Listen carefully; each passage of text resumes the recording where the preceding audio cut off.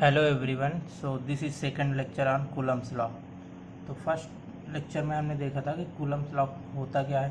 तो उसमें हमने ये देखा था कि कोई दो चार्ज पार्टिकल हैं, सपोज करो Q1 है Q2 है, r डिस्टेंस पे अगर वो रखे हुए हैं तो उनके बीच जो फोर्स लगता है F is equal to 1/4πε0 Q1 Q2 upon r होता है।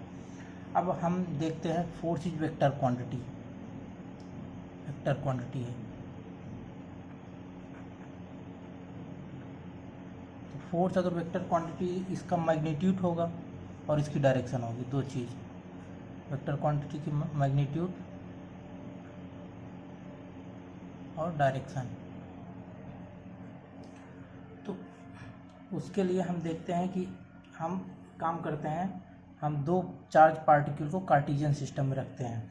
सपोज करो ये ओरिजिन है, ये एक्स एक्सिस है और ये वाई एक्सिस है। अब इसमें हमने क्या करा, एक चार्ज पार्टिकल Q1 यहाँ पे रखा, ये Q1 है, ये हो गए Q2, दो चार्ज पार्टिकल रखा। अब हम देखते हैं Q1 का ओरिजिन से पोजीशन वेक्टर R1 हमने लिया, R1, और Q2 का R2 लिया। तो हमने वेक्टर एडिशन में एक ट्रायंगल लॉ पढ़ा था उस। अब ट्रायंगल क्या होता है, ये सपोज करो एक वेक्टर जा रहा है यहाँ से, इसकी डायरेक्शन ऐसे है, वेक्टर ए है और ये वेक्टर बी है। इसके हेड से इसका टेल, इस जो वेक्टर का इसका टेल इसके हेड पे आएगा। अब अगर ऐसे आता है तो ये रिजल्टेंट वेक्टर होगा सी। तो इसको निकालने के लिए सी इज इक्वल टू होता है ए प्लस बी। इसी तरह हमने यहाँ पे एक ट्रायंगल बनाया। ये सपोज करो R1 हो गया, ये R21 हो गया और ये R2 हो गया। तो इसके लिए हम सेम ट्रायंगल यहाँ पे भी लगाते हैं, R1 ये R1 plus R21 is equal to R2। तो अब यहाँ पे अगर इसको इस साइड लेके आए तो R21 is equal to R2 minus R1, ये हो जाएगा। तो अब हम फोर्स को वेक्टर क्वांटिटी की तरह कैसे रिप्रेजेंट करते हैं। तो अब यहाँ पे अब इस Q2 पे अगर देखें Q1 के द्वारा, जो Q1 चार्ज है उसके द्वारा फोर्स कितना लगेगा, तो उसको हम रिप्रेजेंट करते हैं F21, 2 यानी 2 पर ऑन और बाई, एक के द्वारा Q1 के द्वारा Q2 पे जो फोर्स लगता है तो वो होता है 1/4πε0 Q1 इंटू Q2। अब हम देखेंगे ये जो है ना, इसका मैग्नीट्यूड रख देंगे। ये मैग्नीट्यूड हो गया इसका, ये डिस्टेंस का मैग्नीट्यूड हो गया। अब ये पूरा क्या हो गया, ये मैग्नीट्यूड हो गया फोर्स का। अब हमने यहाँ पहले ही बताया था फोर्स में क्या होता है, मैग्नीट्यूड और डायरेक्शन, दो चीज़ होती है। अब डायरेक्शन अगर निकालना है तो इसके लिए हमने ये वाला जो वेक्टर है इसका यूनिट वेक्टर का मल्टीप्लाई कर दे तो फोर्स का हमें वेक्टर फॉर्म आ जाएगा। अब हम देखते हैं, हमने वेक्टर में पढ़ा था कि किसी वेक्टर में खुद का मैग्नीट्यूड होता है और इसका डायरेक्शन होता है, ये यूनिट वेक्टर है यहाँ पे। तो अब इसी तरह अगर यहाँ पे यूनिट वेक्टर अगर निकालना है तो वेक्टर अपॉन इसका मैग्नीट्यूड हो जाएगा, ठीक। तो इसी तरह यहाँ पे हमने क्या किया, यहाँ पे यही किया था फोर्स, ये तो फोर्स हो गया। अब यहाँ पे ये हम यूनिट वेक्टर अगर निकालते हैं तो ये वेक्टर हो गया, ये 2 1, इसको हम ये ऐसे भी रिप्रेजेंट कर सकते हैं 2 1, यहाँ पे 2 1 लिखा जा सकता था, R21 वेक्टर।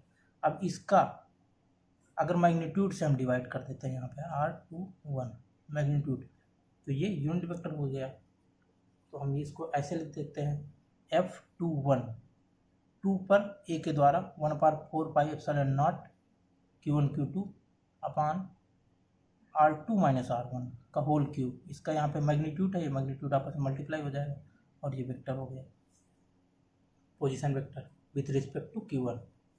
अब ये हमें Q2 पे फोर्स निकला।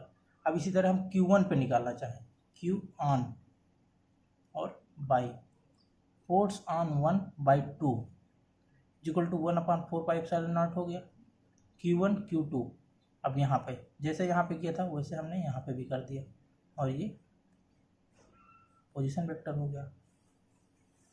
ये वेक्टर रिप्रेजेंटेशन है फोर्स का। अब इसके कुछ रूल होते हैं। हमने मैग्नेटिज्म में नहीं, हमने इससे पहले ग्रेविटेशन में देखा था कि दो पार्टिकल अगर m1 और m2 मास के हैं तो इनमें जो फोर्स ऑफ अट्रैक्शन लगता है वो अगर थर्ड पार्टिकल कहीं पे प्रेजेंट है तो इस फोर्स पे कोई फर्क नहीं पड़ेगा। बस अगर ये थर्ड पार्टिकल m3 रखा है तो इसके द्वारा कोई फोर्स ऑफ अट्रैक्शन और ज़्यादा इस पार्टिकल पे लगने लगेगा बस। बट इस फोर्स के मैग्नीट्यूड में कोई परिवर्तन नहीं होगा। तो यही ये रूल है।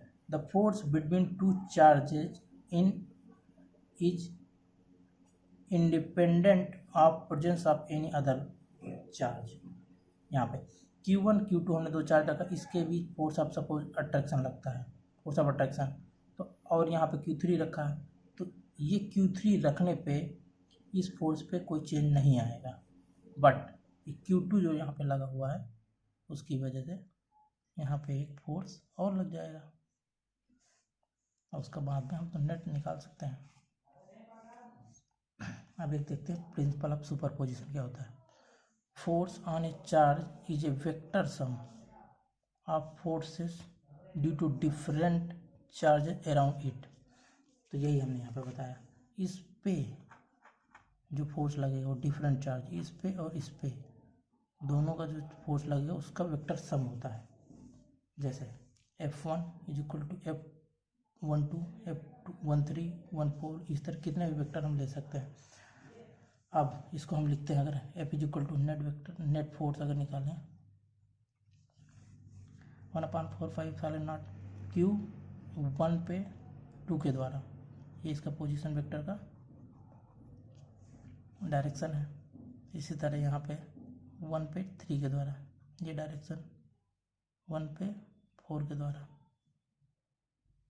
इसका पोजीशन वेक्टर है। अब इसको हम अगर आगे लिखना चाहें तो यहाँ पे 1/4 सम है तो कॉमन ले लो और Q1 Q2 भी कॉमन ले सकते हैं।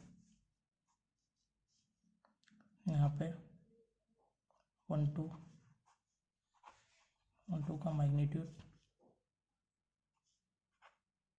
1 3 का यूनिट वेक्टर और 1 3 का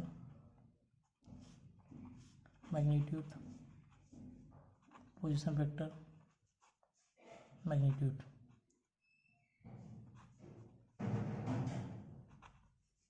तो नेट फोर्स इन सब के वेक्टर के सम के बराबर होगा। यही वेक्टर रिप्रेजेंटेशन है कूलम्स लॉ का। That's all for today.